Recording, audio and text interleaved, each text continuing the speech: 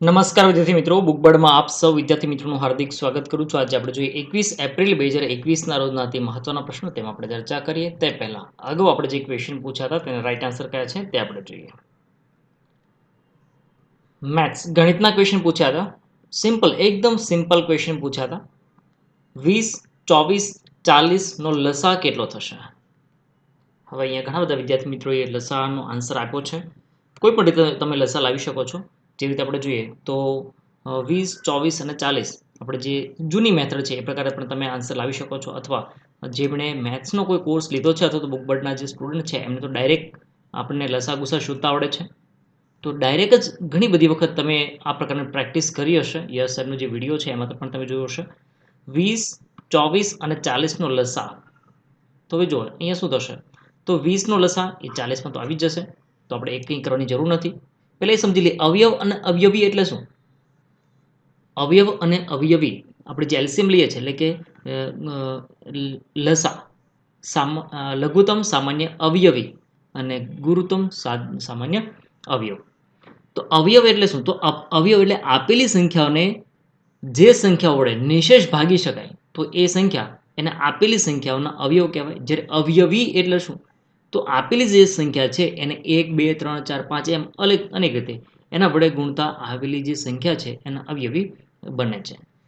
તો અહીંયા આપણો આન્સર શું થશે, 120. કઈ રીતે, તો જો 20 નો તો 40માં સમાવેશ થઈ ગયો, તો આપણે હવે બે ગણવાના થશે, 24 અને 40. બેનો જ આપણે ભાગ ચલાવવાનો રહેશે.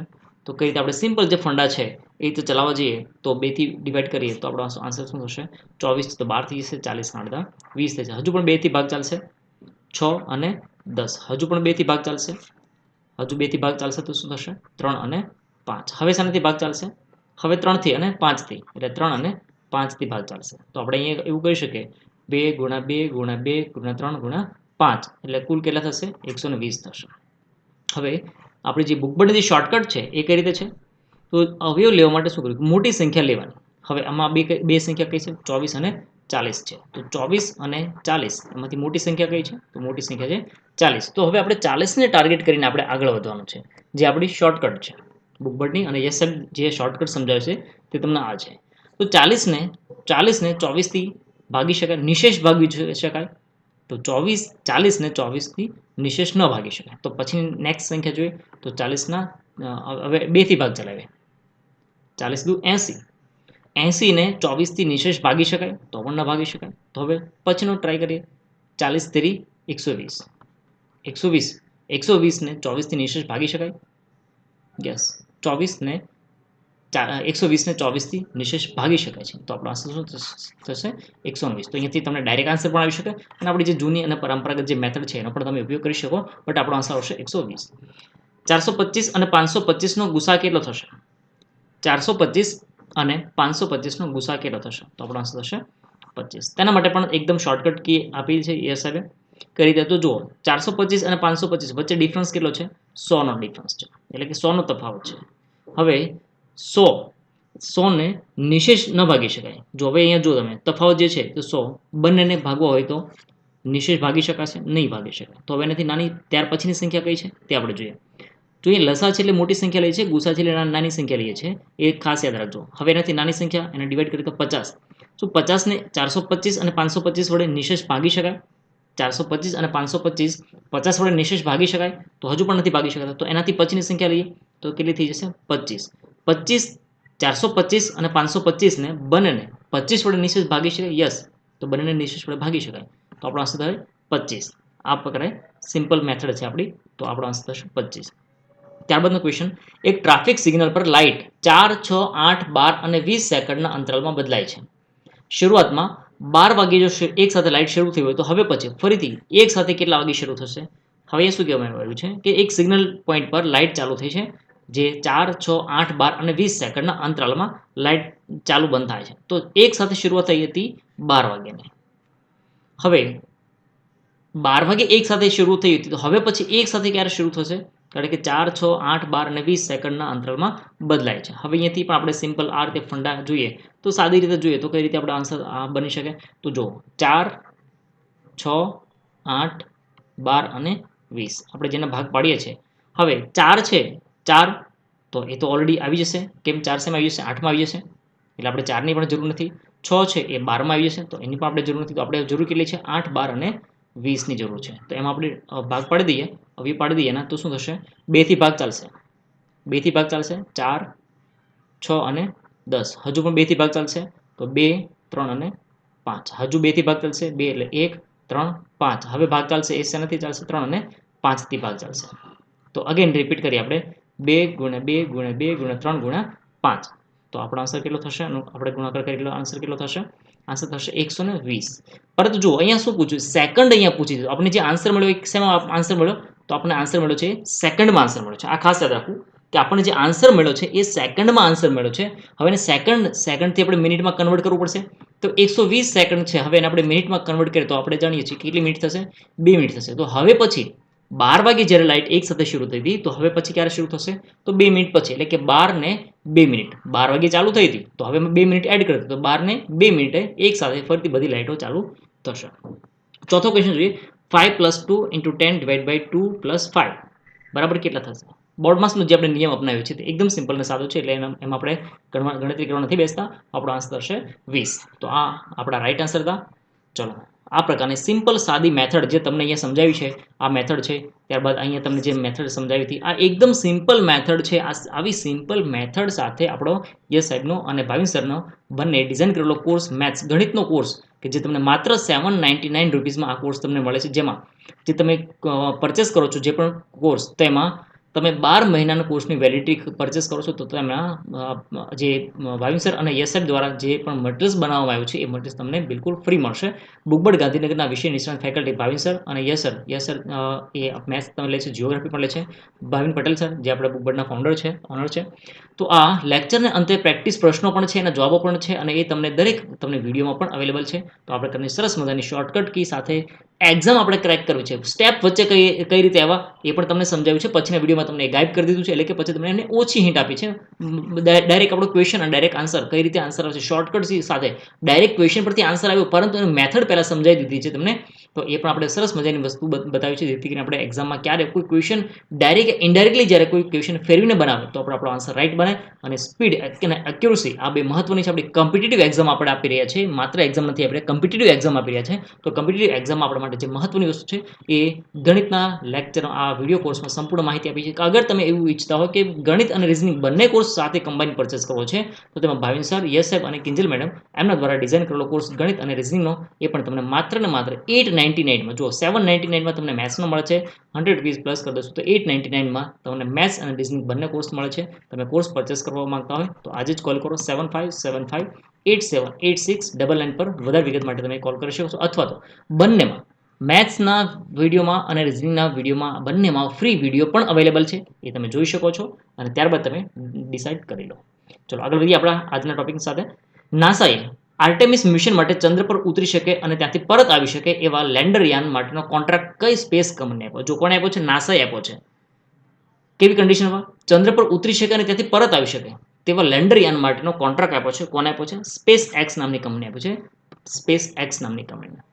નાસા ચંદ્ર પર સમાનવ મિશન મોકલવા માટે ચંદ્ર પર ઉતરી શકે અને ત્યાંથી પરત આવી શકે એવા લેન્ડર યાન માટેનો કોન્ટ્રાક્ટ સ્પેસ એક્સ કંપનીને આપ્યો છે. નાસા ઇલોન મસ્કની કંપની સ્પેસ એક્સ એમને આ કોન્ટ્રાક્ટ પેટે $2.89 અબજ એટલે કે 258 અબજ રૂપિયા ચૂકવશે. જો કે મિશન છે એ મિશન કદાચ લગભગ વર્ષ 2024ની આસપાસમાં શરૂ થઈ શકે છે. અમેરિકા આ મિશન સફળતાપૂર્વક પાર પાડશે એટલે ચંદ્ર પર 2 વખત સમાનવ ઉતરાણ કરનારો એકમાત્ર દેશ બનશે. કારણ કે આ પહેલા એમણે 1969ની આ પહેલી ચંદ્ર યાત્રામાં અવકાશયાત્રીઓ ચંદ્ર પર થોડોક સમય માટે રહ્યા હતા. જોકે થોડોક એકદમ ઓછો સમય માટે રહ્યા હતા, પરંતુ હવે જ્યારે આ મોકલવામાં આવ્યા છે તો લગભગ 1 વીક સુધી એટલે કે 6 થી 7 દિવસ સુધી ત્યાં રહેશે એવું પ્લાનિંગ સાથે ગયા છે. આ જે મિશન છે આ મિશન અંદર જે લેન્ડર બનાવવા માટે અન્ય જે ખાનગી કંપનીઓ છે એમાં પણ પાર્ટિસિપેટ કર્યું હતું, પરંતુ જે બીડ થતી હોય એ બીડમાં જે સ્પેસ એક્સ કંપની છે એમણે આ જીત મેળવી હતી. એટલે કે આ જે આર્ટિમિસ મિશન છે એમની હેઠળ નાસાના 2 અવકાશ યાત્રીઓ છે એમને ચંદ્ર પર મોકલવામાં આવશે. કુલ કેટલાને મોકલવામાં આવશે? કુલ 4ને મોકલવામાં આવશે. અને ચંદ્રની જે અલગ આપણે એમાં 2 ભાગ પાડી દઈએ. જો બે વ્યક્તિ હશે એમાંથી એક સ્ત્રી છે એક પુરુષ છે. અને અન્ય 2 પણ વ્યક્તિઓ છે, એટલે કે કુલ 4 અવકાશયાત્રીઓને મોકલવામાં આવશે. એમાંથી 2 અવકાશયાત્રીઓ છે એ ભ્રમણ કક્ષામાં રહેશે અને 2 ચંદ્રની સપાટી પર ઉતરશે. એટલે કે કુલ ચંદ્રની સપાટી પર કેટલા ઉતરશે? તો ચંદ્રની સપાટી પર 2 ઉતરશે અને કુલ કેટલા વ્યક્તિને મોકલવામાં આવશે? તો 4 વ્યક્તિઓને મોકલવામાં આવશે. અને ત્યારબાદ ચંદ્રની સપાટી પર ઉતરનાર યાન એમને અત્યારે હ્યુમન લેન્ડિંગ મિશન એવું નામ આપ્યું છે. જો કે પછી તેનું નામ બદલાઈ શકે. હાલ કયું નામ આપ્યું છે? હ્યુમન લેન્ડિંગ મિશન આવું નામ આપવામાં આવ્યું છે. 1969માં જે ચંદ્રની પહેલી યાત્રા હતી એમાં થોડાક સમય માટે જ રહ્યા હતા. હવે તો 1 વીક સુધી, એટલે કે 6 થી 7 દિવસ સુધીનો એનો આ પ્રોગ્રામ છે. 1969માં પ્રથમવાર ચંદ્ર પર અમેરિકી સ્પેસ એજન્સી નાસાએ સહમાનવ જે મિશન મોકલ્યું હતું એ એપોલો પ્રોગ્રામ એ પછીથી 1972માં એને બંધ કરી દેવામાં આવ્યું હતું. ભારતીય હવામાન વિભાગ મુજબ ચાલુ વર્ષે દેશમાં ચોમાસું સામાન્ય રહેશે. ભારતીય હવામાન વિભાગનું મુખ્ય મથક ક્યાં આવેલું છે? જે હાલમાં ભારતીય હવામાન વિભાગ છે એમણે એવું કહ્યું છે કે આ વર્ષનું ચોમાસું એ સામાન્ય રહેશે. તો એમનું આ મુખ્ય મથક ક્યાં આવેલું છે? મુખ્ય મથક આવેલું છે નવી દિલ્હી ખાતે. ભારતીય હવામાન વિભાગ મુજબ આ વખતે દેશમાં ચોમાસું સામાન્ય રહેશે. આ વર્ષે 96 થી 104% જેટલો વરસાદ રહેશે એવું અનુમાન લગાવ્યું છે. જો કે આ જે અનુમાન લગાવ્યું છે એમાં જૂનથી સપ્ટેમ્બર વચ્ચે ચોમાસું આ સક્રિય થશે અને સામાન્ય ચોમાસાને લીધે ખેડૂતોને ઘણો બધો ફાયદો થશે એવું કહેવામાં આવ્યું છે. જો કે દક્ષિણ પશ્ચિમ ચોમાસાની સરેરાશની સરખામણી કરીએ તો 98% વરસાદ રહેશે એવી આગાહી પણ કરવામાં આવી છે. ભારતમાં વાત કરીએ તો ભારતમાં સૌપ્રથમ જૂનથી સપ્ટેમ્બર સુધી જે ચોમાસું થશે એમાં જૂનમાં સૌપ્રથમ ક્યાં થશે? તો કેરળમાં ચોમાસાનું આગમન થાય છે અને ત્યારબાદ પછી ધીમે ધીમે આગળ વધતું આપણે મહારાષ્ટ્ર થઈને આપણે ગુજરાતમાં આવે છે. 2021ના ચોમાસાની આગાહી પેસિફિક મહાસાગરના લા નીના અને ઇન્ડિયન ઓશન ડાયપોલ એટલે કે આઈઓડી એમ 2 પરિબળોની ગતિવિધિને ધ્યાનમાં લઈ અને આ નિર્ણય લેવામાં આવ્યો છે, એટલે કે આ એક અંદાજ મૂકવામાં આવ્યો છે. આ બંને કુદરતી પરિબળોની અસર ભારતના ચોમાસા પર થાય છે એવો અહીંયા અંદાજ લગાવવામાં આવ્યો છે. જો કે આ બંને એટલે કે લા નીના અને ઓડીઆઈ એ બંને ની અસર લગભગ તટસ્થ રહેશે એવી સંભાવના છે. હવામાન વિભાગે 2021ના ચોમાસાની આગાહી માટે MME એટલે કે મલ્ટી મોડલ એન્સેમ્બલ નામની એક વિશિષ્ટ પદ્ધતિનો પ્રયોગ કર્યો છે. અને આ પદ્ધતિનો હેતુ કયો છે? તો પદ્ધતિ શું છે? તો આ પ્રશ્ન આપણે જીપીએસસીમાં પૂછી શકે છે. આવા નાના ટોપિક છે એ જીપીએસસી ખાસ કરીને ફોકસ કરતી હોય, કારણ કે કોઈ એક સેન્ટેન્સ બનાવે અને એ સેન્ટેન્સમાં આવો એક ટોપિક મૂકી દે તો આપણને ખબર ના હોય. અને જો કદાચ આવા ઘણી બધી વખત એવું બને છે જીપીએસસીની તમે જો એક્ઝામ બરાબરથી તમે પેપર ચેક કર્યા હોય તો ઘણા બધા એક ક્વેશ્ચન હશે અને 4 સેન્ટેન્સ હશે, યા તો 3 સેન્ટેન્સ યા તો 2 સેન્ટેન્સ, અને ત્યારબાદ ABCD આન્સર આપેલા હશે ABCD. તો એમાં તમે જોશો ને તો 1-2 સેન્ટેન્સ તો એવા ઘણા બધા ક્વેશ્ચન તો એવા હશે કે તમે માત્ર 1 યા તો 2 સેન્ટેન્સ વાંચો ને પછી ઓપ્શન પર તમે નજર દોડાવશો ને, થોડુંક લોજિક લગાવશો ને તો તમને આન્સર આવી જશે કે ઓકે આ ક્વેશ્ચનમાં જ આપણો રાઈટ આન્સર મૂકેલો છે. કારણ કે આવો એકાદ ટોપિક મૂકી દીધો હોય અને સાથે સાથે ઓપ્શન પણ એ પ્રકારનો બનાવ્યો હોય તો આપણે જે આ પ્રકારની સ્ટડી કર્યું હોય તો આપણે યાદ આવી જશે. આ પદ્ધતિ કઈ છે? તો આ પદ્ધતિ મુજબ દેશના વિવિધ પ્રદેશોમાં કેટલો વરસાદ થશે એનો અંદાજ હોય છે. આ જે નવી પદ્ધતિ છે એ નવી પદ્ધતિ મુજબ 2021ના ચોમાસામાં મહારાષ્ટ્રમાં સામાન્ય થોડો વધુ વરસાદ, જ્યારે ગુજરાતમાં સામાન્ય વરસાદ થાય એવી આગાહી મૂકવામાં આવી છે. જોકે સાથે સાથે એ પણ એક જોગવાઈ કરી છે, એટલે કે એક સંભાવના એ પણ છે કે હવામાન વિભાગે જે લાંબા ગાળાની જે અસર છે એની સાથે દર મહિને, એટલે કે આપણે હમણાં જોયું કે જૂન, જુલાઈ, ઓગસ્ટ અને સપ્ટેમ્બર આ 4 મહિના સુધી વરસાદ રહેશે, તો આ સમય દરમિયાન પણ એમાં સુધારા વધારા કરી શકે છે. આપણે વાત કરીએ ઇન્ડિયન મેટ્રોલોજી ડિપાર્ટમેન્ટ IMD ભારતીય હવામાન વિભાગ. ભારતીય હવામાન વિભાગ જેને આપણે ઇન્ડિયન મેટ્રોલોજી ડિપાર્ટમેન્ટ કહીએ છીએ, તો એ કયા મંત્રાલય અંતર્ગત આવે છે? અથવા તો એક શેમાં આવે છે? મિનિસ્ટ્રી ઓફ અર્થ સાયન્સ અંતર્ગત આવે છે. અને એનું હેડક્વાર્ટર ક્યાં છે? હેડક્વાર્ટર છે નવી દિલ્હી ખાતે. નવી દિલ્હી ખાતે એનું હેડક્વાર્ટર છે. એના હાલના ડિરેક્ટર કોણ છે? મૃત્યુંજય મહાપાત્ર એના હાલ એના ડિરેક્ટર છે. અચ્છા, એના રિજનલ સેન્ટર ક્યાં આવી છે? રિજનલ ઓફિસ ક્યાં આવેલી છે? અને રિજનલ ઓફિસ આવેલી છે એક તો ચેન્નાઈ, મુંબઈ, કોલકાતા, નાગપુર, ગુવાહાટી અને નવી દિલ્હી. આ એની 6 રિજનલ ઓફિસો આવેલી છે. નાસાના મંગળ ગ્રહ પરના હેલિકોપ્ટર ઇન્જિનિટીને પ્રથમ વખત ઉડાન ભરી એ જગ્યાને કયું નામ આપવામાં આવ્યું છે? મંગળ ગ્રહ પર જે નાસાએ જે એક હેલિકોપ્ટર મૂક્યું હતું એનું નામ હતું ઇન્જિન્યુટી. તો આ જે સ્થળેથી, એટલે કે નાસા એ જે મોકલેલું જે છે હેલિકોપ્ટર, એ જે સ્થળેથી એમણે ઉડાન ભરી, ટ્રાયલ ઉડાન ભરી, આ ઇન્જિન્યુટી એમણે જે ઉડાન ભરી એ સ્થળને નામ કયું નામ આપ્યું છે? એનું નામ કયું આપવામાં આવ્યું છે? તો રાઇટ બ્રધર્સ ફિલ્ડ નામ આપવામાં છે. રાઇટ બ્રધર્સ ફિલ્ડ એવું નામ આપ્યું છે. નાસાના મંગળ ગ્રહ પર ઉતરેલા પરસેવરન્સ રોવર સાથેના ઇન્જિન્યુટી હેલિકોપ્ટર 19 એપ્રિલે પ્રથમવાર ઉડાન ભરી 2021 19 એપ્રિલે પ્રથમવાર ઉડાન ભરી છે અને આ ઉડાન એ કોઈ પણ બીજા ગ્રહ પર કોઈ પણ પ્રકારની ઉડાન ભરી હોય એવી આ વિશ્વની પ્રથમ ઘટના બની છે. નાસાએ આ ઘટનાની સરખામણી 1903ના વિમાન પ્રથમ વિમાન ઉડ્ડયન જે થયું હતું એની સાથેની સરખામણી કરી છે. કારણ કે 1903માં જે રાઇટ બ્રધર્સ છે, રાઇટ બંધુ એ કયા બે ભાઈઓ કયા છે, ઓરવિલ અને વિલ્બર રાઇટ, એમને આ પ્રથમ વખત જે ઉડાન ભરી હતી અને એવું કહેવાય છે કે આ જે ઉડાન હતી 1903ની રાઇટ બંધુની, તો આ કોઈ પણ માનવ નિર્મિત વાહન જે હવામાં ઉડ્યું હોય એવી પ્રથમ ઘટના છે. જો કે પહેલાં કોઈ રીતે ઉડ્યા હોય, મતલબ કે કોઈ કોઈ પણ પ્રકારની બાઇક યા કાર હોય, કાર બાઇક તો એ સમય નહોતી, પણ કોઈ પણ પ્રકારે બનાવેલી આયુર્વેદની વસ્તુ હોય અને અકસ્માત ઉડી હોય એ વસ્તુ અલગ છે, આપણે ઉડાડતા હોઈએ એ વસ્તુ અલગ છે, પણ આ જે એકચ્યુઅલી જે ઉડાવી હતી એ છે. મિત્રો એક ઘણી બધી વખત એવું પણ તમે સાંભળ્યું હશે કે સૌ પ્રથમ આપણે જો વિમાન ઉડ્યું હોય તો આપણે ભારતમાં હતું. સૌ પ્રથમ ભારતમાં. તમે રામાયણના કોઈને કોઈ રીતે વાંચ્યું છે, સાંભળ્યું હશે, યા તો તમે કોઈના મુખેથી સાંભળ્યું હશે. બીજી રીતે જોઈએ તો પણ આપણા ભારતમાં એવું કહેવાય છે કે ભારતના કોઈ વ્યક્તિ એમણે આ પ્રકારનું વિમાન બનાવ્યું હતું, પણ એ સમયે જે તે સમયે બ્રિટિશરો અંગ્રેજો હતા એમને પસંદ નહોતું, એટલે એમણે રિજેક્ટ કર્યું કે તમે જે બનાવ્યું છે એકદમ ગલત છે, ખોટું છે, એવા પ્રકારનું કંઈ ન હોઈ શકે. અને એ આખી થિયરી છે, જે આખું જે પ્રેક્ટિકલ નોલેજ, એ પ્રેક્ટિકલ નોલેજ આ લોકોને આપવામાં આવ્યું. રાઇટ બંધુ એમણે આ પ્રકારનું બનાવ્યું. આવું કદાચ કોઈ જગ્યા પર તમે સાંભળ્યું છે, મેં એવું સાંભળ્યું છે, એટલા માટે કહું છું, પણ આપણે દાવો કંઈ નથી કરી શકતા. બટ આપણે એક્ઝામની દ્રષ્ટિએ આવે તો આપણે બંને રાઇટ બંધુના જ નામ લખવા પડે. હેલિકોપ્ટર કુલ 39.1 સેકન્ડ સુધી ઉડ્યું હતું. એમાં 10 મીટરની ઊંચાઈ ઉડ્યું હતું અને 10 મીટરની ઊંચાઈએ લગભગ 30 સેકન્ડ જેટલું ત્યાં સ્થિર રહ્યું હતું. હેલિકોપ્ટર જે જગ્યા પર ઉડાન ભરી છે એને રાઇટ બ્રધર્સ ફિલ્ડ એવું નામ આપવામાં આવ્યું છે. જો કે આ જે હેલિકોપ્ટર છે એના કાર્બન ફાઇબર, એની જે પાંખો છે એ કાર્બન ફાઇબરની બનેલી છે અને એમાં એ પ્રકારની પહેલેથી જ સોલાર સિસ્ટમ પણ લગાવવામાં આવેલી છે. સોલાર પેનલ લગાવવામાં આવી છે કે જેથી કરીને ઉર્જા મળી રહે. કારણ કે આપણે અગાઉના વિડીયોમાં પણ જોયું હતું કે જે સોલાર પેનલો લગાવી છે અને જે વિમાન છે એ વિમાન કેવું છે, એકદમ નાનું છે, 1.8 kgનું છે, એકદમ નાનું છે, 1.8 કિલોગ્રામનું વજન છે અને એની હાઇટ કેટલી છે વિમાનની, તો 19.3 ઇંચ જેટલી એની ઊંચાઈ છે. તાજેતરમાં કઈ સંસ્થાએ કોરોના દર્દીઓ માટે SpO2 પૂરક ઓક્સિજન વિતરણ પ્રણાલી તૈયાર કરી છે? એટલે કે પૂરક ઓક્સિજન વિતરણ પ્રણાલી શરૂ કરી છે. આ કઈ સંસ્થાએ શરૂ કરી છે? તો આપણો આન્સર થશે DRDO એ આ પ્રકારની શરૂઆત કરી છે. DRDO મિત્રો, આ DRDO એક માત્ર શબ્દ નથી, આ આખું એક નિર્માણ કહી શકીએ. તમે જુઓ યાર, DRDO કેટલી જબરદસ્ત વસ્તુ બનાવે છે. અમુક સંસ્થાઓ છે, એ સંસ્થાઓ પર આપણને એવું લાગે કે આ સંસ્થા કઈ રીતે આટલું બધું મેનેજ કરે છે. જે પણ વસ્તુની જરૂરિયાત બની, ભારત માટે જે વસ્તુની જરૂરિયાત બની, એટ એ ટાઈમ એ લોકો તત્પર હોય છે. જેવી રીતે આપણને જે જરૂરિયાત છે એ જરૂરિયાત DRDO, ઘણી બધી એવી સંસ્થાઓ છે એ જરૂરિયાત પૂરી કરે છે. DRDOએ કોરોનાની સ્થિતિને અનુલક્ષીને SpO2 પૂરક ઓક્સિજન વિતરણ પ્રણાલી શરૂ કરી છે. આ પ્રણાલીનો ઉપયોગ ઊંચાઈવાળા વિસ્તારમાં જે તહેનાત આપણા જે સૈનિકો છે એમને અને ખાસ કરીને જે કોરોના દર્દીઓ છે એમને પણ ઘણી બધી રીતે ઉપયોગી સાબિત થશે.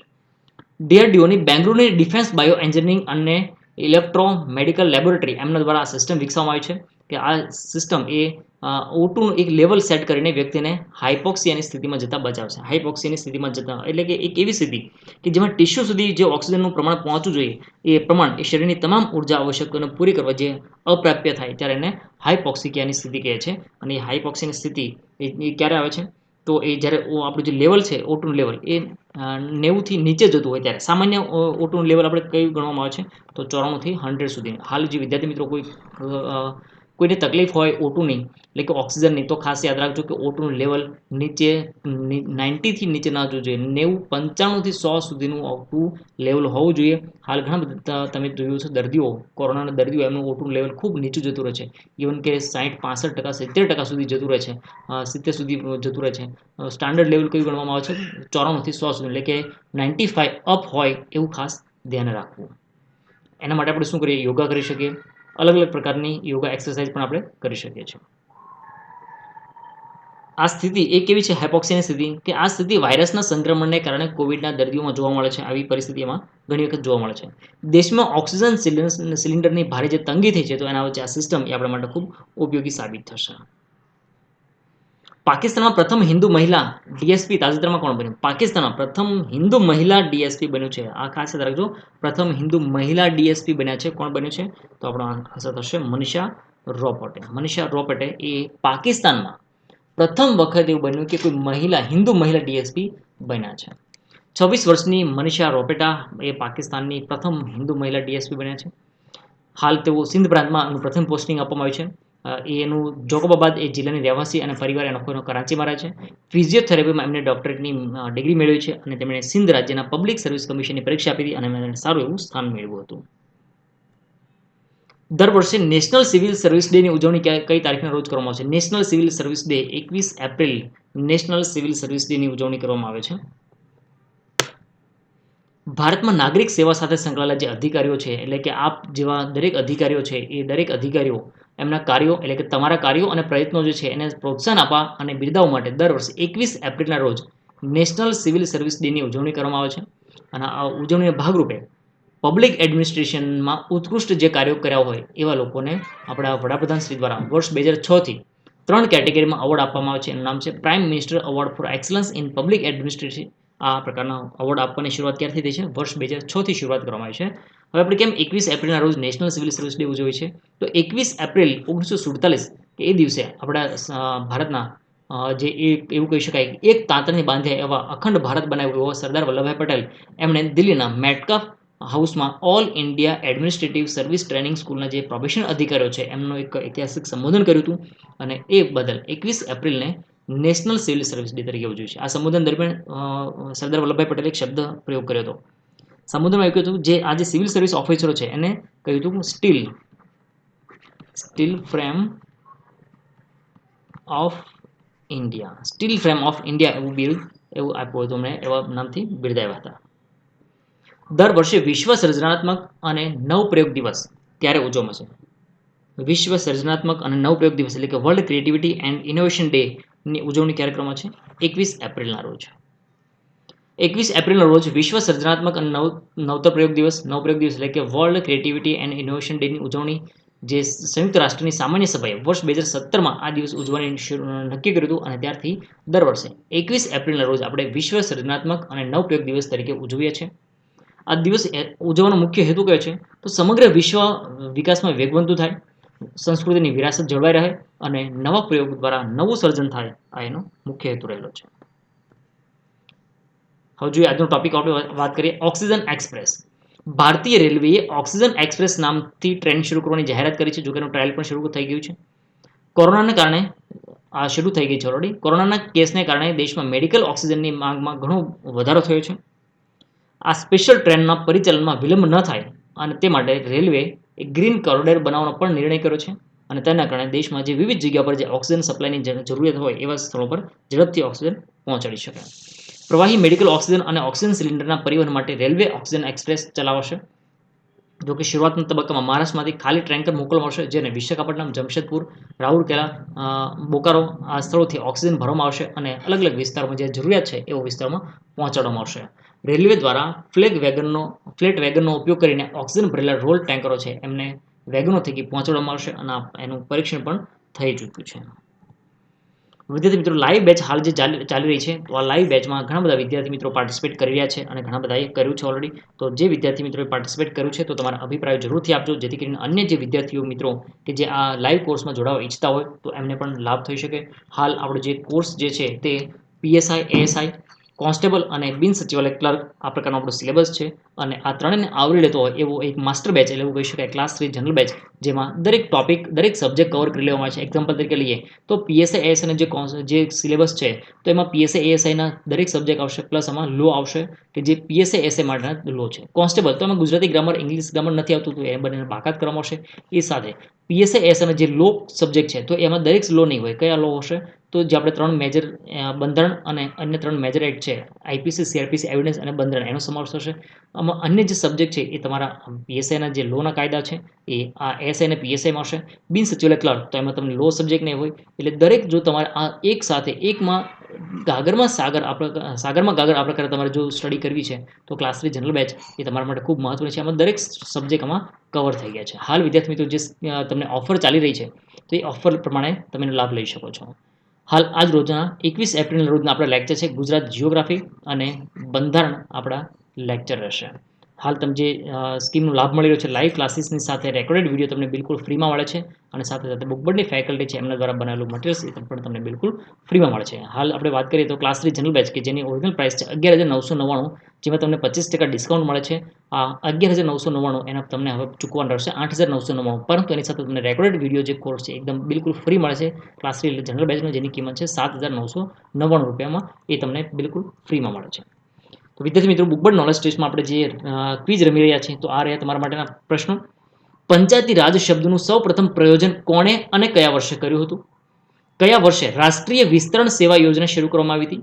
સામાન્ય પંચાયતની ચૂંટણી કરવાનો સમયગાળો તેની મુદત પૂરી થયાની તારીખથી કેટલા સમય સુધીમાં કરવામાં આવે છે? એટલે કે જો એ મુદત પૂરી થયાની તારીખથી કેટલા સમયમાં, એક્ઝામ્પલ તરીકે લઈએ તો કોઈની 31 ડિસેમ્બરે કોઈ પંચાયતની ચૂંટણીનો સમયગાળો એટલે કે એનો કાર્યકાળ પૂરો થાય છે, તો અગાઉ કેટલા સમય સુધીમાં ચૂંટણી કરી શકાય અને ત્યાર પછી કેટલા સમય સુધીમાં ચૂંટણી કરી શકાય, એટલે કે વહેલા કેટલી અને મોડા કેટલી આ ચૂંટણી કરી શકાય એ તમારે લખવાનું છે. ગ્રામ પંચાયત, જે વિસર્જિત ગ્રામ પંચાયત છે, જો સામાન્ય રીતે નહીં પરંતુ વિસર્જિત થયેલી હોય એવી ગ્રામ પંચાયત એના વિસર્જન થયા પછી મોડામાં મોડી કેટલા સમયમાં ચૂંટણી કરવી છે, એટલે કે જે ગ્રામ પંચાયતનો કાર્યકાળ ચાલુ છે પરંતુ કોઈ કારણોસર એને વિસર્જિત કરી દેવામાં આવી, તો હવે એને પછીની ચૂંટણી મોડામાં મોડા કેટલા સમય સુધીમાં કરી શકે, એટલે વધારે વધારે કેટલો સમય મળે છે?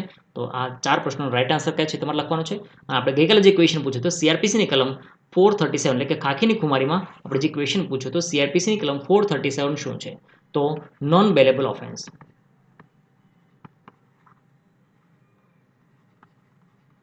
નોન બેલેબલ ઓફેન્સ એટલે કે બિનજામીનપાત્ર ગુના, એમાં જામીન ક્યારે મળી શકે? 436 માં આપણે શું લખ્યું છે? તો જામીનપાત્ર ગુનાઓ. 437 માં આપણે લખ્યું છે બિનજામીનપાત્ર ગુનાઓ અને 438 માં શું લખ્યું છે? આગોતરા જામીન. આગોતરા જામીન. તો આ આપણી કલમની હદ છે 437, કે એ એવા ગુના કે જેની પ્રથમ દ્રષ્ટિએ જામીન ન મળી શકે તેમ છતાં તો એમને જામીન આપવામાં આવતા હોય, તો એના વિશે આખી પ્રોસેસ સમજાવી છે 437ની કલમમાં. અને તમારો આ રહ્યો આજનો પ્રશ્ન. સીઆરપીસીની કલમ 260 શું કહેવા માંગે છે? સીઆરપીસીની કલમ ક્રિમિનલ પ્રોસિજર કોડની કલમ 260 શું કહેવા માંગે છે? તમારે સવિસ્તાર આન્સર રાખવાનો છે. તો વિદ્યાર્થી મિત્રો, આ હતા આપણા આજરોજના અતિ મહત્વના પ્રશ્નો, તેના વિશે આપણે ચર્ચા કરી. મળીએ નેક્સ્ટ વિડીયોમાં. Thank you for watching Bookbirds current affair. Thank you so much.